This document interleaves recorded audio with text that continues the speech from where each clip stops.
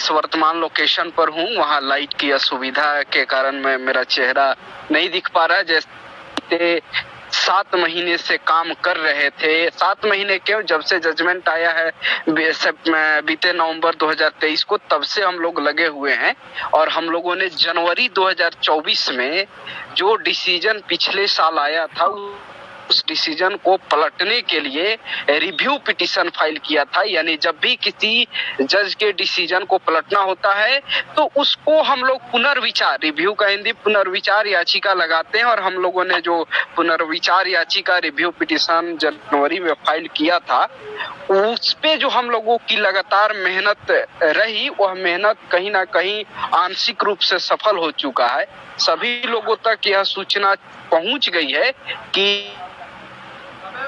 हम लोगों का रिव्यू पिटीशन स्वीकार कर लिया गया है। अब रिव्यू पिटीशन पर 6 अगस्त 2024 को जो जज justice B.R. Gavai supreme court के एक सीनियर जज हैं, उन्होंने बीते साल फैसला सुनाया था, जजमेंट दिया था, उन्हीं के बेंच में इस रिव्यू पिटीशन की सुनवाई 6 तारीख को कंप्यूटर जनरेटेड डेट तय किया गया। डेट में 1-2 दिन बदलाव संभव है, लेकिन यह यकीन मानिए कि अगस्त के प्रथम सप्ताह में निश्चित रूप से इस रिव्यू पिटीशन की ओपन कोर्ट रूम में सुनवाई होने जा रही है। आज ओरल ऑर्डर भी आ चुका है, जिस ऑर्डर को आप लोगों ने देखा, पढ़ा और समझा भी है। उसमें स्पष्ट रूप से लिखा गया है कि जो हम लोगों ने सुप्रीम कोर्ट में ये रिक्वेस्ट किया था कि इस रिव्यू पिटीशन पर हम लोग ओपन कोर्ट रूम में बहस करना चाहते हैं, एक बार पुनः अपनी बातों को रखना चाहते हैं, तो उस ओरल हियरिंग की जो हम लोगों ने डिमांड किया था, उसके लिए जो हमने प्रार्थना पत्र दिया था, इंटरलोकेटरी एप्लीकेशन, उसे अलाउ कर दिया गया है,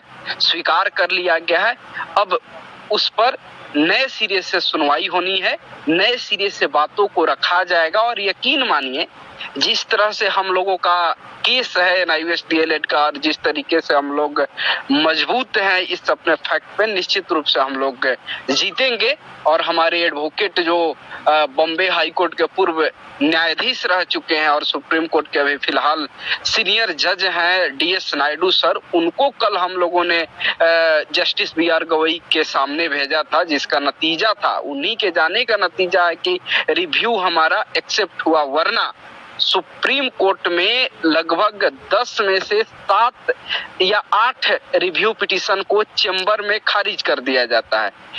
यदि समय हो मनोज सर तो मैं बुझा पाऊं कि जी सर, ऐसा है कि रिव्यू पिटीशन में होता है कि सुप्रीम कोर्ट का जो प्रोसेस है कि जब भी आप रिव्यू पिटीशन फाइल करते हैं तो आप अपने पिटीशन में उनके द्वारा, जज के द्वारा दिए गए फैसले में जो कमियां है, जो प्राइमा फेसी देखते ही जो गलती दिखती है, वैसी गलतियों को हम लोग सुप्रीम कोर्ट पिटीशन के माध्यम से दिखाते हैं। और जब जज साहब को लगता है कि हाँ, हमसे भूल हो गई है, हम इन बिंदुओं को टच नहीं कर पाए हैं, इन बिंदुओं पर हमने सही तरीके से निर्णय नहीं दिया है, अतः इस मैटर को एक बार कहीं ना कहीं फिर से विचार करनी चाहिए, पुनर्विचार करके कुछ अलग फैसले देने चाहिए।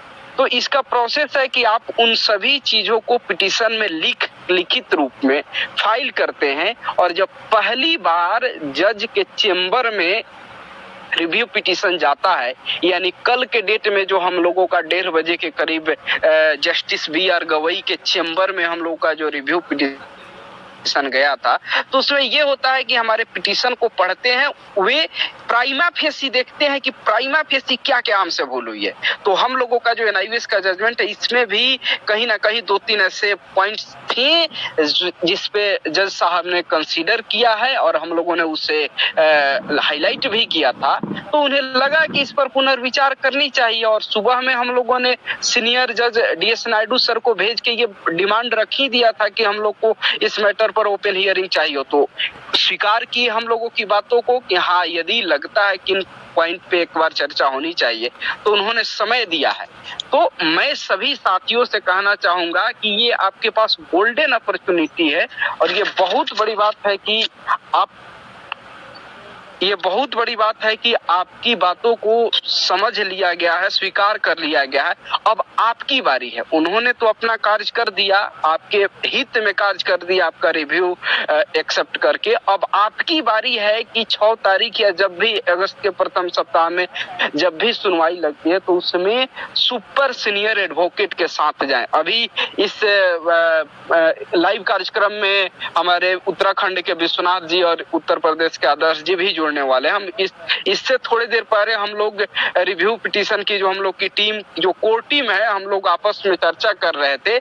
हम लोगों ने विश्वनाथ जी, आदर्श जी, अनिल जी, सभी हम लोगों ने कोर टीम के मेंबरों ने यह तय किया है कि आगामी जब ओपन कोर्ट में सुनवाई होगी तो हमारे साथ DS नायडू सर जो शुरू से रिव्यू का कार्य देख रहे हैं वो तो रहेंगे ही रहेंगे, लेकिन उनके साथ ही साथ हम लोग कपिल सिब्बल जैसे सुपर सीनियर एडवोकेट को निश्चित रूप से रखने जा रहे हैं। इस पे हम लोगों ने अंतिम फाइनल मुहर लगा दी है, और हम लोग मुहर ही नहीं लगाए बल्कि इस पे हम लोग फर्दर आगे की कार्रवाई कर चुके हैं।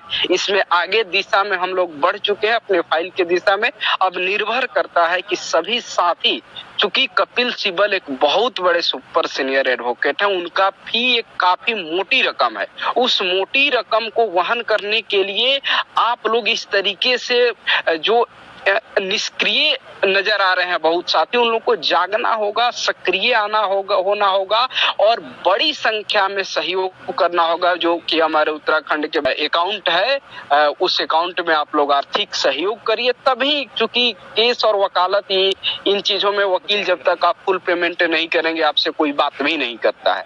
तो ये निर्भर करता है आप जितना जल्दी पेमेंट करेंगे, हम लोग उस पे कपिल सिब्बल सर के साथ एक शॉर्ट चर्चा कर लेंगे। फिर जब आगे हम लोगों की केस लगेगी तो उस दिन भी हम लोग उससे पहले विस्तार तैयारी करेंगे। तो मुझे लगता है कि हमारे बिहार के, खास करके क्योंकि मैं बिहार से हूँ, तो छठे चरण के हमारे जो चयनित साथी हैं और उसके साथ ही अभी जो बीपीएससी में जो सिलेक्टेड हमारे मित्र हैं, वे लोग भूल गए क्या कि जब बीएड वर्सेस डीएलएड की लड़ाई चल रही थी और उस समय डीएलएड के हित की आवाज उठानी थी, हक की आवाज उठानी थी, तो मैं वो बंदा हूं जो कि दिल्ली सुप्रीम कोर्ट के कार्यों के लिए 12 दिन दिल्ली में रहा था और सारे सुप्रीम कोर्ट के एसएलपी को मैंने हम लोगों की टीम ने काम किया और वहां से हम लोग फेवर में लेकर के आए। तो मैं सभी लोगों से कहना चाहूंगा कि आप लोगों की जॉब लग गई है और जब आप लोग ईश्वर के कृपा से एक अच्छी सैलरी रिसीव कर रहे हैं बिहार सरकार से, आपके लिए 2000-5000 रुपए मायने नहीं रखता है महीने का, और लेकिन एक बेरोजगार अभ्यर्थी जो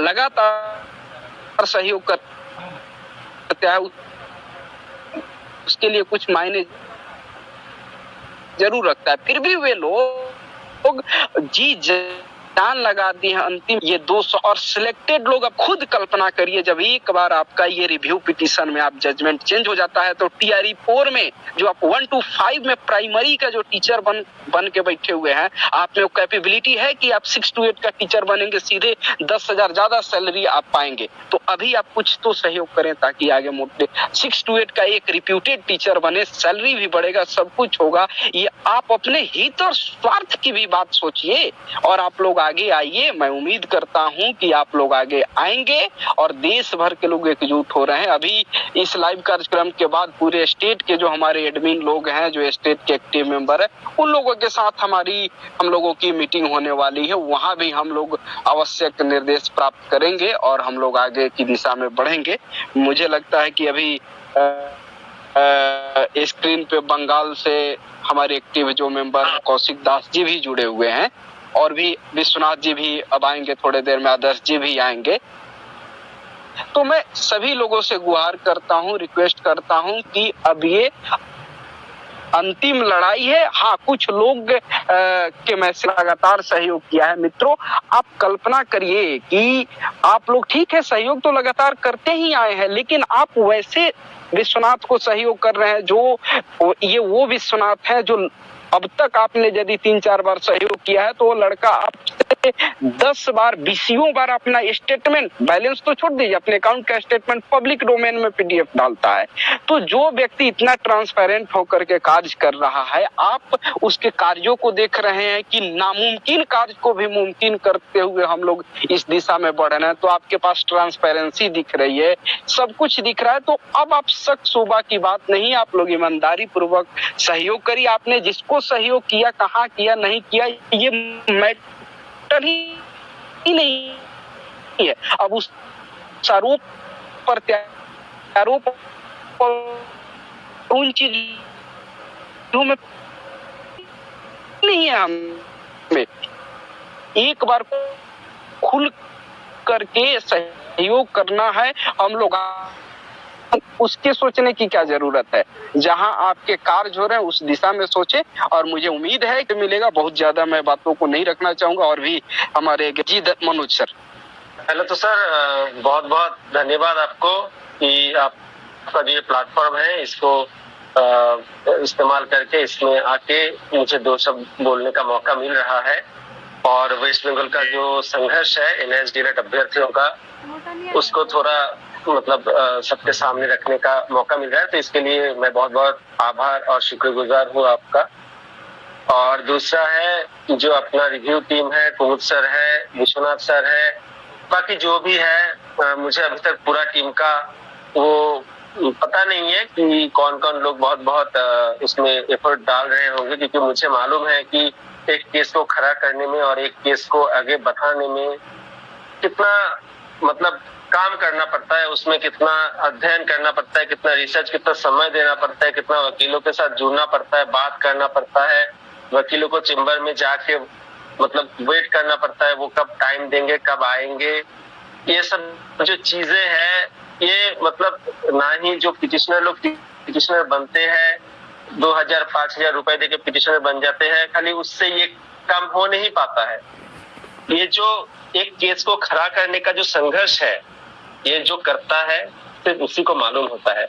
तो फर्स्ट ऑफ ऑल मैं पूरा जो टीम है जो रिव्यू को लीड कर रहे हैं और जिसने मतलब अब तक रिव्यू को आगे बढ़ाया है,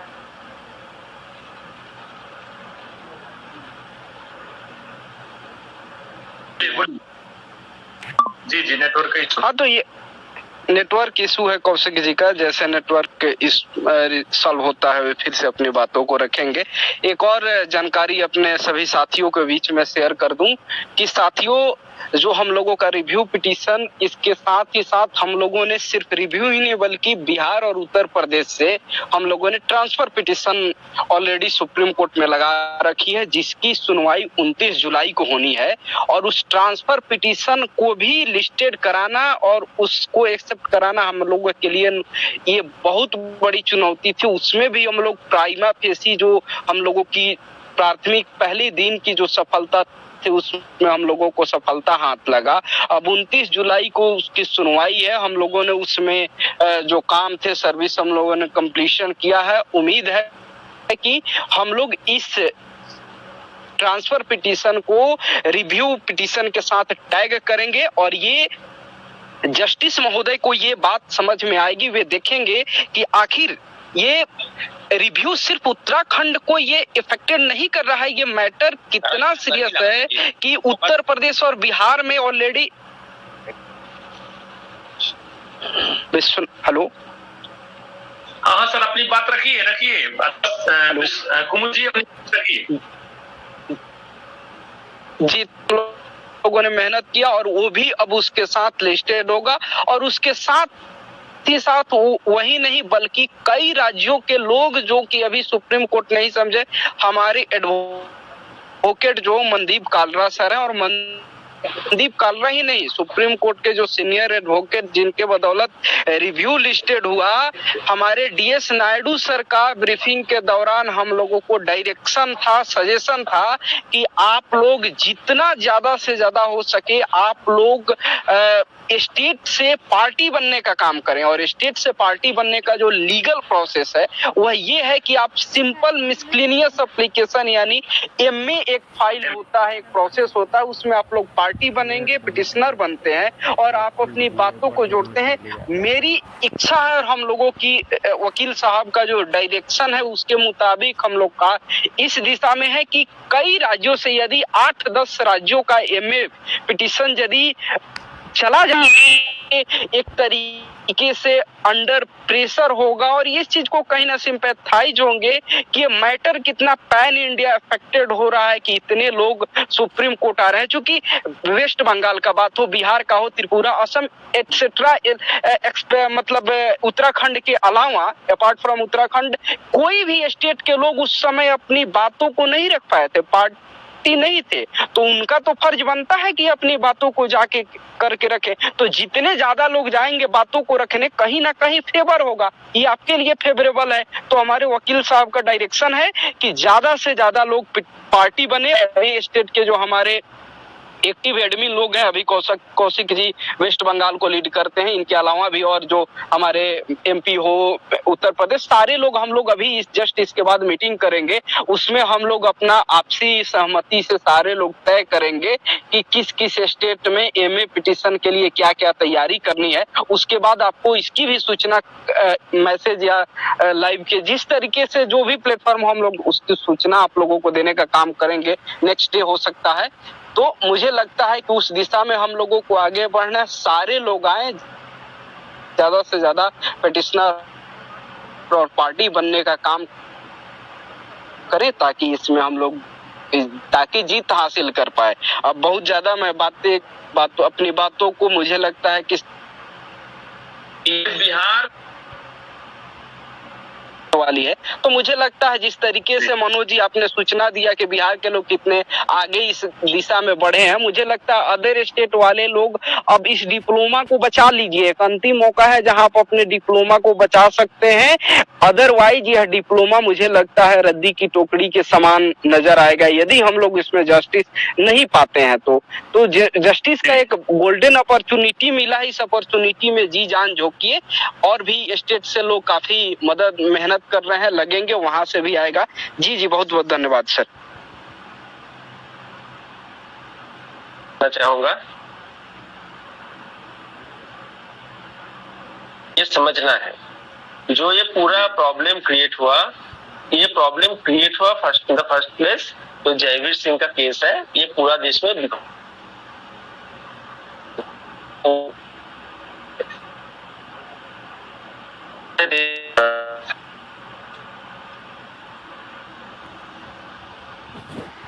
नेटवर्क प्रॉब्लम है कौशिक दास सर।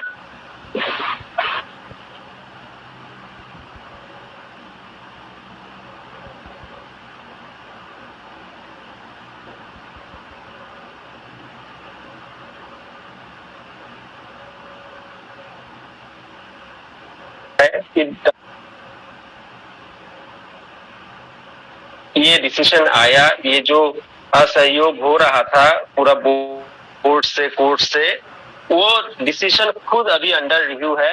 तो हमको जो एक मौका मिलना चाहिए हमारा बात वो कोर्ट में रखने के लिए, ये हमको गोल्डन अपॉर्चुनिटी मिलेगा अगर रिव्यू एक्सेप्ट हो जाता है। ये मैं वेस्ट बंगाल का पर्सपेक्टिव से बोल रहा हूँ कि रिव्यू का महत्व क्या है। अभी रिव्यू मैं बोलता हूँ, ऐसा मेरा जो मानना है कि 50% एक्सेप्ट हो चुका है और ये होने वाला है कि जिस तरह से रुख लिखा जा रहा है ये होने वाला है एक्सेप्ट। और आफ्टर दैट हमको भी बहुत अच्छा मौका मिलेगा कि हम जो ऑनगोइंग प्रोसेस का मैटर है उसको एसएलपी करें, और जो बाकी लोग है, बाकी अभ्यर्थी है जो ऑनगोइंग में नहीं है लेकिन पीटी क्वालिफाइड है या फिर एनआईएस से डिप्लोमा क्वालिफिकेशन ले चुके हैं, उनके लिए हम एक मिसलेनियस एप्लीकेशन रिव्यू में लगाए, ऐड करें। ये हमारे पास दो रास्ते हैं, ये हमने प्रिलिमिनरी सोचा है कि एक से हम रिव्यू को मजबूत करें, एक एमए डाल के रिव्यू को मजबूत करें और उसमें आर्थिक सहायता भी करें कुछ, जैसे कि पूरा टीम मजबूत हो। एक तो ये प्लान है। दूसरा ये प्लान है कि जैसे कि ऑनगोइंग प्रोसेस है, ये ऑनगोइंग प्रोसेस का जो केस है, क्योंकि ऐसा होता है कि एक केस जब आप हारते हो और उसकी वजह से आपको निकाल दिया जाता है पैनल लिस्ट से, तो उसी केस को आपको जीतना होता है, नहीं तो उस पैनल में आपका वापसी हो नहीं सकता है, ठीक है, असंभव है, क्योंकि वो केस की वजह से आपको निकाला गया है। जब तक उसका जजमेंट चेंज नहीं होता है उससे पावरफुल बेंच से, तब तक वो आपको नौकरी नहीं मिल सकता, उसको आपको चेंज कराना है। अगर रिव्यू हमारा ऑन ट्रैक आ जाता है तो उसमें हमको बहुत ज्यादा बूस्ट मिल जाएगा, बहुत ज्यादा ताकत हमको एक्स्ट्रा मिल जाएगा कि ये काम को हम करा सके। तो एक तौर पे हमको रिव्यू को पावरफुल कराना है, अपना खुद का जो इंटरेस्ट है उसको प्रोटेक्ट करने के लिए, और दूसरा है हमारा जो ऑनगोइंग, जिसमें मैं खुद कैंडिडेट हूँ, जो मुझे खुद नौकरी चाहिए, उस प्रोसेस को भी हम, मतलब उसका भी केस है, उसको रिव्यू के साथ लेके, रिव्यू को उसको आधार बना के हम उसको भी मजबूत करें। ये दो नेसेसिटी अभी वेस्ट बंगाल के सामने है।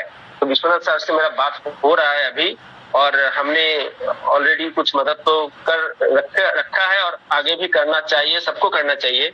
और इस रिगार्डिंग में मैं ये भी बोलना चाहूंगा, और भी बहुत सारे लीडर्स है बाकी स्टेट्स में, बाकी कंट्री में, जिन्होंने कुछ ना कुछ फंड कलेक्शन किया होगा या फिर जिसका कोई फेस वैल्यू है, जिन्होंने कोई फंडिंग इकट्ठा किया होगा, तो उनको भी अभी ये this is the peak time, ये पीक टाइम है, ये हाई टाइम है जब हमको रिव्यू के लिए अपना पूरा ताकत लगाना है। अभी विरोध का समय नहीं है, किसी का ईगो, किसी का कोई सेटिस्फेक्शन करने का समय नहीं है।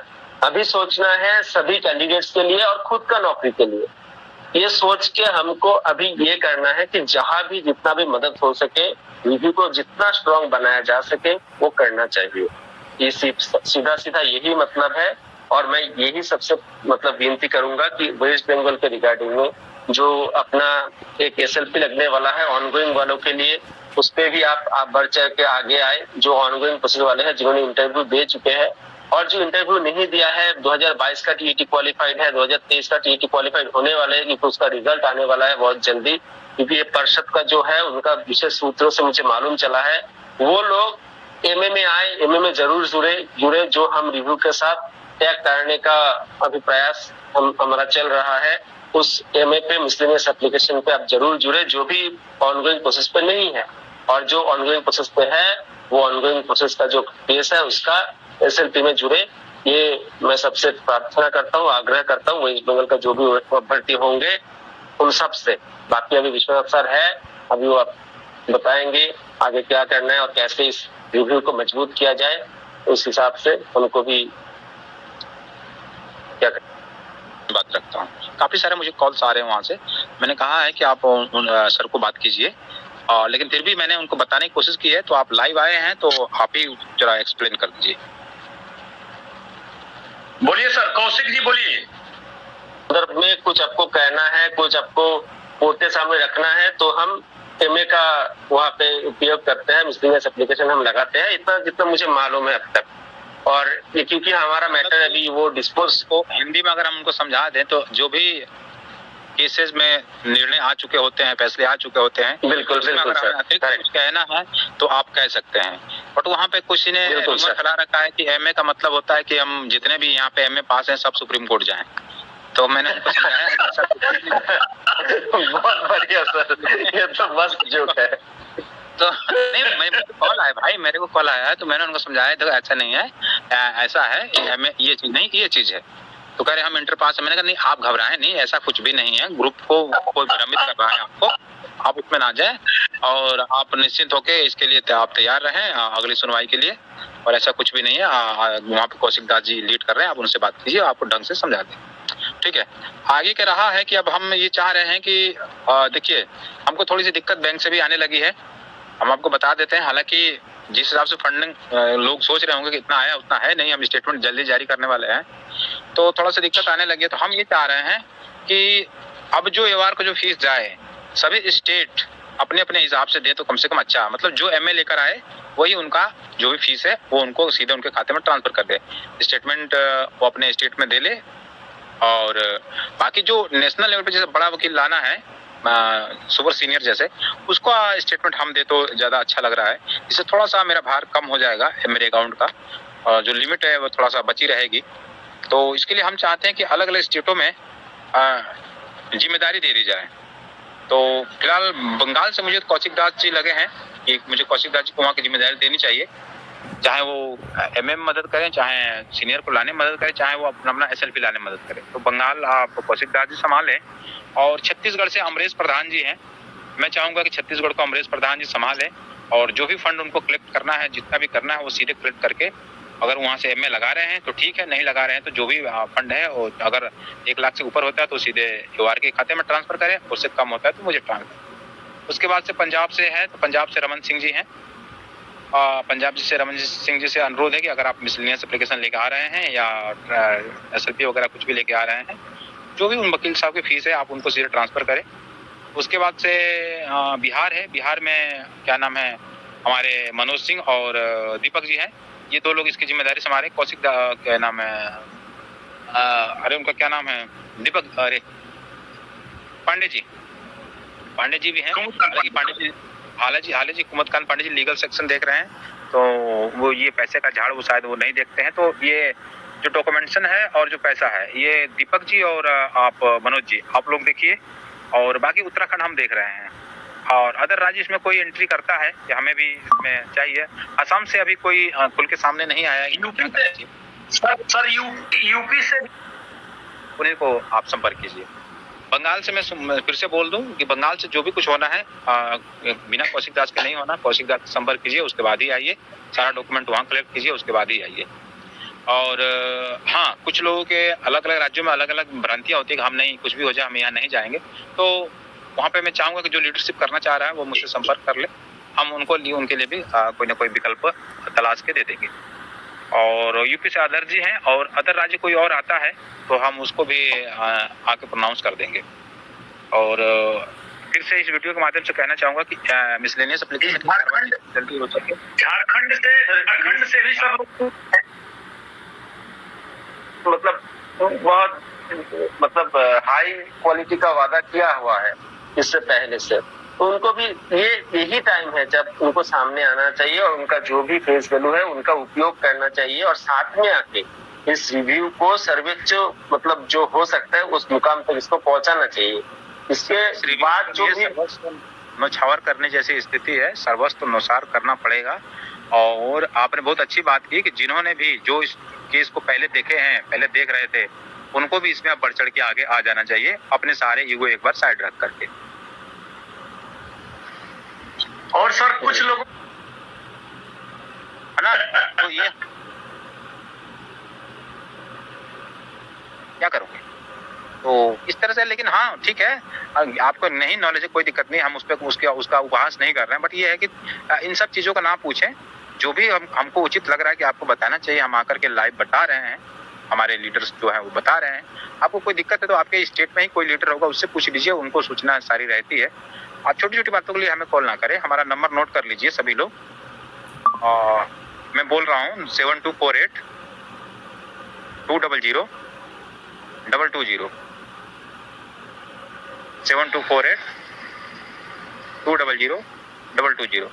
इसके साथ ही आप सबसे फिर से अनुरोध करूंगा कि 1 से 2 दिन के अंदर अंदर लगभग मैं चाह रहा हूं कि 4-5 राज्यों से एमए वहां पर आ जाना चाहिए, क्योंकि उसमें ड्राफ्टिंग करने में भी समय लगेगा। ऐसा नहीं है कि हमने डॉक्यूमेंट दे दिया और उन्होंने ड्राफ्टिंग करके लगा दिया, तो ड्राफ्टिंग होगा, ड्राफ्टिंग को हम देखेंगे। ऐसा नहीं है कि सभी राज्यों का एमए एक ही जैसा होगा, हर राज्य का एमए अलग डिफरेंस मोड में होगा। जैसा कि कौशिक दास कह रहे हैं हमारे यहाँ के नियमावली कुछ डिफरेंस है, तो उसी हिसाब से उनका एमए मिसलेनियस एप्लीकेशन फाइल होगा। इसी तरह से अन्य हर राज्य की अपनी अपनी अलग अलग थोड़ी नियमावली में थोड़ा थोड़ा अंतर है, चेंज है। हालांकि सबका व्यू एक ही है, लेकिन उसमें थोड़ा थोड़ा चेंज होगा। तो फाइल होगा, ड्राफ्टिंग होगा, ड्राफ्टिंग के बाद हमको पढ़ना भी है और पढ़ के उसको वेरीफाई करके ओके करके उसको लगाना भी है। 6 तारीख का डेट दिखा रहा है कंप्यूटर जनरेटेड, कोई पता नहीं हो 30 तारीख को लग गया तो थोड़ा सी आफत हो जाएगी। तो आप लोग 6 तारीख का वेट ना करें और जितना जल्दी हो सके, ज्यादा फीस भी नहीं है, थोड़ा सा फीस है, जितना जल्दी हो सके आप लोग सब इसमें बढ़ चढ़ के हिस्सा लीजिए। और ये अब कोई केस केवल उत्तराखंड का नहीं रहा है, अब पूरे देश का केस हो गया है। उत्तराखंड की वजह से सबको दिक्कत हुई थी, अब उत्तराखंड ही उसको संभाल रहा है। और जिस दर्द को जिसने दिया था उसको ठीक भी वही करेगा और वो करने जा रहा है। वो एग्री हो गया कि हम जो हमने आपको दर्द दिया था वो हम आपको जो दे रहा है। तो आप लोग इस चीज को समझें और इसमें बढ़ चढ़ के भाग लें और हर एक साथी को इसके लिए समझा बुझा करके सहयोग करने के लिए प्रेरित करें। और ऐड करना चाहूंगा, हमारा जो स्टेट का एडमिन्स है मैं उनका 2 जन का नंबर शेयर करना चाहूंगा आप लोगों से। आप नंबर नोट करिए, क्योंकि हम लोग अभी SLP और एमए दोनों में जा रहे हैं, तो आपको कुछ पूछना होगा तो इनसे पूछ सकते हैं। एक जन का नाम है सचिन परवार, उनका नंबर है 9062825450। मैं फिर से रिपीट करता हूँ 9062825450। लेकिन इस नंबर का खासियत है, ये नंबर आपको खाली व्हाट्सएप में मिलेगा। आपको फोन करना है तो आप फोन करना। हमारा एक और एडमिन है, इनका नाम है बाबर अली, उनका फोन नंबर है 8910292574। मैं फिर से रिपीट करता हूँ 8910292574। और मैं एक और बार बोलना चाहूंगा, जो भी ऑनगोइंग प्रोसेस वाले हैं वेस्ट बंगाल में, वो हमारा SLP पे आए, क्योंकि हमको निकाला गया था जो केस से, जो सिंगल बेंच में हम हारे थे सबरी शेख का केस, उसको हमने डबल बेंच में अभी डिसमिस कराया है और उसको हम SLP कर रहे हैं। उसमें हमको रिलीफ, हम आशा कर रहे हैं कि रिव्यू अगर एक्सेप्ट हो जाएगा तो उसमें हमको बोलने के लिए बहुत ज्यादा बूस्ट मिल जाएगा। इसलिए हम रिव्यू में इतना बढ़ चढ़ के हिस्सा ले रहे हैं और रिव्यू हमारे लिए इतना महत्वपूर्ण भी है इस टाइम पे। और एक और चीज हम कर रहे हैं, ये मिसलिनियस एप्लीकेशन जो हम कर रहे हैं वो हम करेंगे जो भी ऑनगोइंग प्रोसेस पे नहीं है लेकिन PET क्वालिफाइड है और इस जो डिसीजन है जयवीर का उससे प्रभावित है, ये सभी लोगों के लिए हम कर रहे हैं AMA मिसलिनियस एप्लीकेशन। उस पर भी आप जरूर जुड़े, वो सीधा ऐड होगा, टैग होगा रिव्यू से, जैसे कि विश्वनाथ जी ने बताया। और इससे जो रिव्यू पिटीशन है वो स्ट्रांग होगा। बाकी जहाँ पे भी जो भी चल रहा है उस पर विषय में मैं कुछ बोलना नहीं चाहूंगा। जो भी कर रहे हैं NIS का हित में सभी को दिल से सपोर्ट है। लेकिन अभी ये जो 2 मेन केस है, एक MA और एक SLP, वेस्ट बंगाल से 2 कैटेगरी का लोग है यहाँ पे। एक है ऑनगोइंग प्रोसेस वाले जो SLP में जाएंगे, और जो ऑनगोइंग प्रोसेस में नहीं है लेकिन PET क्वालिफाइड है और प्रभावित है जयवीर का केस से, वो जाएंगे MA में। और हमको रिव्यू को स्ट्रांग बनाना है एक साइड से, और एक साइड से हमारा जो हक का नौकरी है जो कि हमको नहीं मिल रहा है उसको भी हमको छीन के लाना है इस टाइम पे। बाकी आप लोग जो मैंने बाबरदा और सचिन दा का नंबर बताया वेस्ट बंगाल केस में, आप इनसे जरूर संपर्क करें, ये आपको जरूर अवगत कराएंगे कि कैसे बाकी प्रोसेस को आगे बढ़ाना है। बाकी सर आपको कुछ पूछना है, कुछ बताना है? बातों में ना जाए, कोई आपको बरगला रहा है कि बिल्कुल सर, ऐसा नहीं, आप इधर उधर ना जाए। मैं आपके खास करके जो उन साथियों को कहूंगा जो इधर उधर टीम बना के घूम रहे हैं, अब टीम बनाने का समय नहीं है। अगर आप टीम बनाएंगे तो आप टीम में ही रहेंगे। वो तो बिल्कुल, देखिए कुछ टीम बनाने का कुछ मतलब ही नहीं बनेगा। रिव्यू अगर खत्म हो जाएगा फिर से हम जहाँ थे वहीं पे चले आएंगे। अभी तो हमारा मेन टारगेट होना चाहिए कैसे इस रिव्यू को फुल्ली एक्सेप्ट कराएं और इसमें हमको फिर से नया जान डालना है। जहाँ पर थे वहाँ से और पीछे कहीं चले जाएंगे, दूर कहीं जो उजाला भी नहीं दिखेगा, और पीछे चले जाएंगे। बिल्कुल बिल्कुल, उससे लौटने का कोई रास्ता बहुत कम बचा होगा, फिर तो बहुत कम मिलेगा ही नहीं। फिर तो खाली पैसे की बर्बादी होगी। और आपको तो चलिए ठीक है, आगे नहीं बोलते हैं तो, बट ये है कि आप सब लोग जितना देखिए, जितना बड़ा आप लोग की संगठन रहेगा उतना कम आप लोगों पे खर्चा आएगा और केस उतना ज्यादा। बिल्कुल जितना आप तो यही बात है, ज्यादा खर्चा आएगा और उतना केस कमजोर होगा। वही तो सर मैं बोल रहा था कि जो लोग इतना मतलब फंड इकट्ठा करके रखा है, ये पूरा देश में ये वो जो भी बातें थे, अभी उनको आना चाहिए। और इसमें इतना उन लोग वो सामर्थ्यवान है, किसी के अंदर मानवता है तो आएगा। तो जिसके अंदर मानवता है नहीं, जिसके अंदर मानवता मर गया है, वो नहीं आएगा। आप कितना भी कर ले, उनके लिए बोलना बेकार है, वो तो छोड़ दीजिए। बट हम उनके सहारे अपना लाइफ खराब करें, ये संभव ठीक नहीं है। हम उनके भरोसे नहीं रह सकते हैं, तो हमें अपना आगे का देखना चाहिए। अपना अपने को ही संभालना।